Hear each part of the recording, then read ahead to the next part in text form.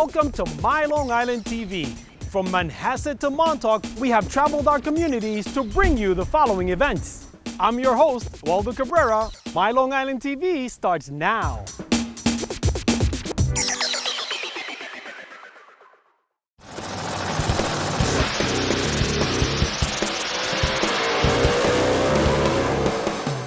My brothers had cars, my father always had cars, so I got into it a long time ago. Back in the day, the cars we drove were to impress the girls.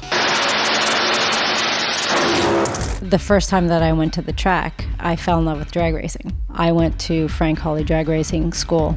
There were 12 people in the class, 9 of them were men, 3 of them were women, and all 3 women, we all got our licenses, but two out of the 9 men didn't get their license, so chicks rock.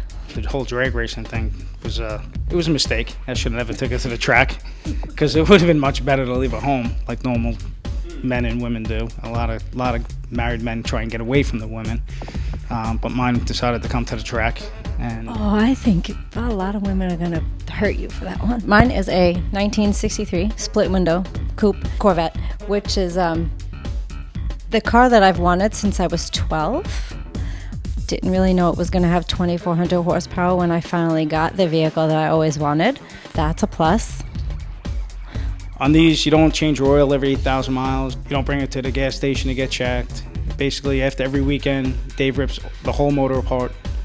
He'll check the rods, he'll check the rings. He rebuilds the entire engine. Everything at the track we can replace. If we break something, it's replaceable, and then we go out the next round and start racing again. Well, I skated for Ice Capades for 4 years, but I always did all of the dangerous stunts that went along with the show.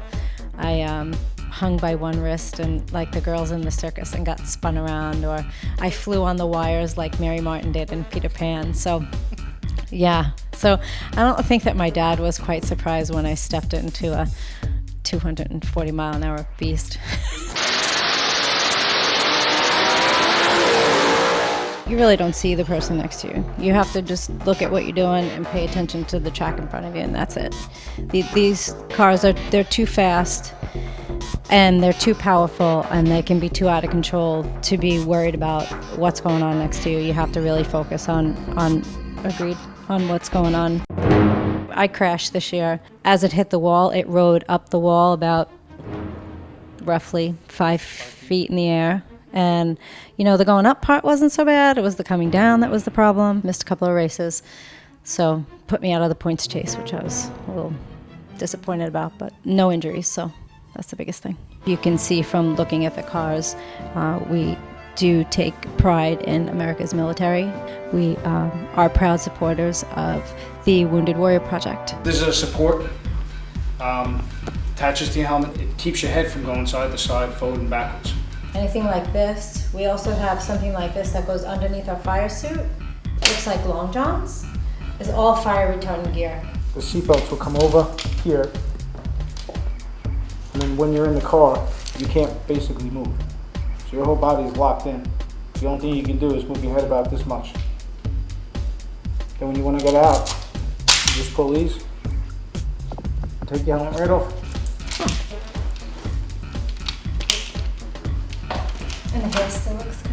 And your hair looks good. You have to have boots on, by NHRA rules. You have to have gloves on. It's 20 layers thick worth of fire retardant clothing.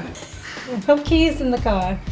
The start up to the car is the starter and pull, and that's it. And this right here is your oh my goodness button. You get into trouble, bam, you just push that button, it turns all your power right off. This is my brake. This is my first, my neutral, and my reverse. This is my second and my third gear. So when I'm heading down the track, I hit second and I hit third.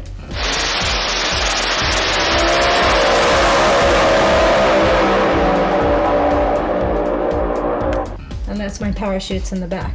And that's what slows the car down. At 240 miles an hour, parachutes are the way to go. You're not going to depend on the brakes to slow you down at those kinds of speeds. These are in my ears. There's a microphone inside my helmet. And then there's a little button right here. And that's my communication with my with my crew chief. It's a wild ride. It's a lot of fun. When we race each other, which we did a couple weeks ago, I beat Dina in the semifinals. She beat me off the line, but she shook and I got the best of it. Nobody's gonna let each other win. I haven't slept on the couch yet. And I still have to cook dinner when I win. I don't get that. Delicious. I don't get that part either.